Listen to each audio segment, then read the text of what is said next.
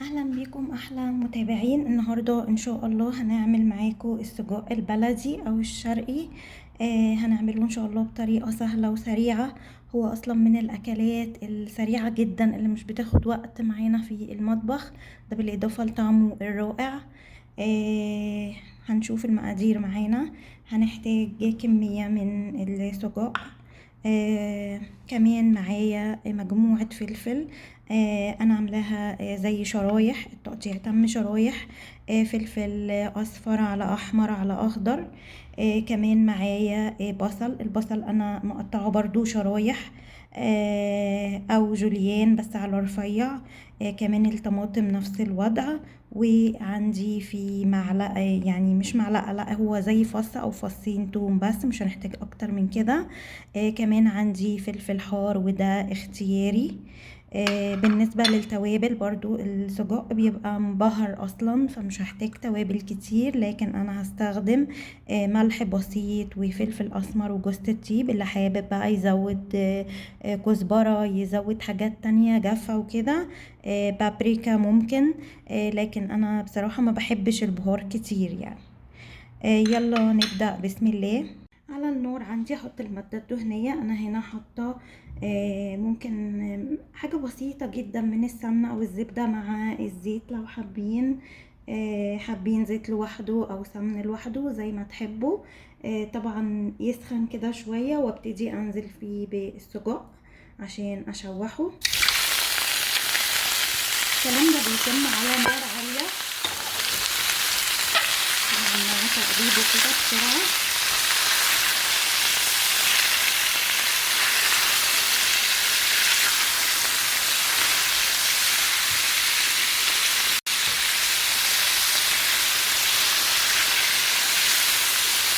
طبعا السجق براحتكم، ممكن ان انتوا تقطعوه او ان هو يبقى قطع على بعضها. طبعا هو لو قطع على بعضها يعني الواحده كده على بعضها من غير تقطيع مش يتهرى منكم، لكن انا شايفه ان كده شكله ازرق في الاكل يعني. طبعا لو هنعمل سندوتشات او حاجه طبعا المفروض ان احنا يعني برضو يفضل ان هي بتبقى واحده على بعضها. هنا مع الاكل الاظرف يعني في التقديم ان هو يبقى متقطع كده. هو ابتدي اشوحه كويس لحد ما ياخد لون معايا.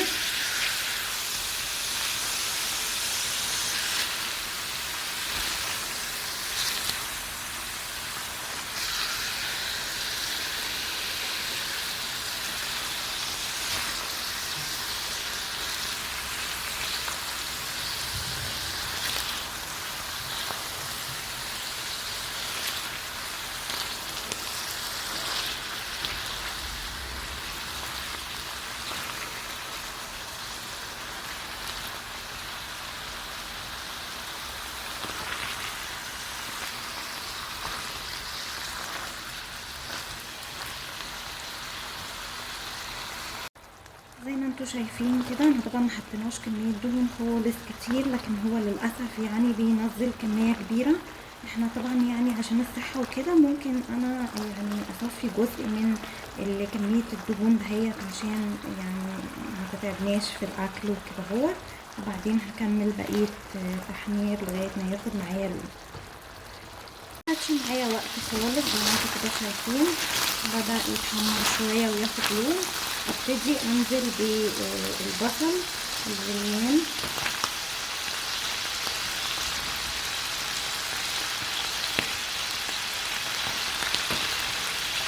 وطبعا انتوا تزودوا او تنقصوا زي ما انتوا عايزين. بحب البصل اكتر من كده، مش حاطه كتير، حوالي بصله حسب الكميه. كمان هنزل بالثوم وابتدي اشوحهم مع بعض كده شويه كده، دقيقتين تلاتة بس المكونات تمتزج مع بعضها.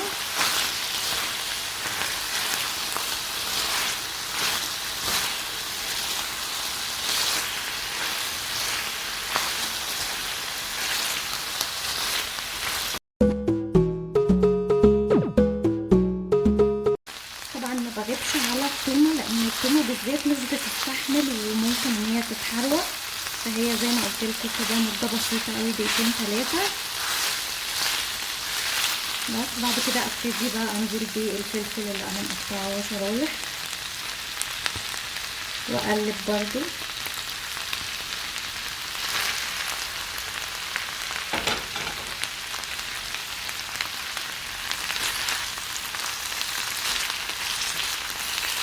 انا ببتدي انزل بالتوابل.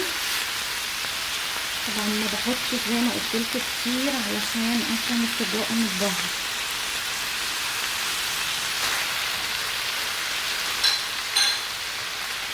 اقلب بقى كل ده مع بعضه وهسيبه. انا مش هسيب الخضروات دي تستوي قوي، لا يبقى فيها زي نص سوا كده اهوت، بس تتقلب مع بعضها وتختلط. سيبها زي دقيقتين 3 كده بس تفضل مع السجق. انا برضو ابتدي انزل بالطماطم عشان باقي الخضار يكمل سوا معاها، وهقلب كويس.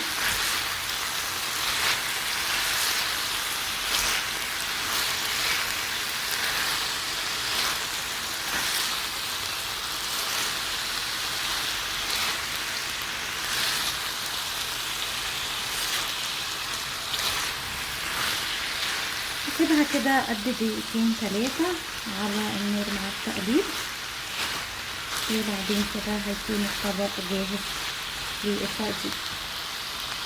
هنا بقى الطبق جاهز معانا واستوى، ما خدش وقت خالص في الاعداد، سهل جدا، سريع قوي. طبعا هنا كده بقى ليكوا حرية الاختيار، تاكلوه كده او ممكن اضافة عليه جبنة على الوش وبندخله الفرن، بس الجبنة كده تسيح عليه ويتقدم. ممكن ناكله بالعيش، ناكله مع بطاطس محمرة، ممكن استخدمه اصلا احطه مع الجلاش كحشوة او في سندوتشات، يعني زي ما احنا عايزين. كده بقى هبتدي اقدمه في اطباق. ودي شكل الطبق، جربوه ان شاء الله ينول اعجابكم، وبألف هنا في ألف هنا، وشكرا لكم ولمتابعتكم.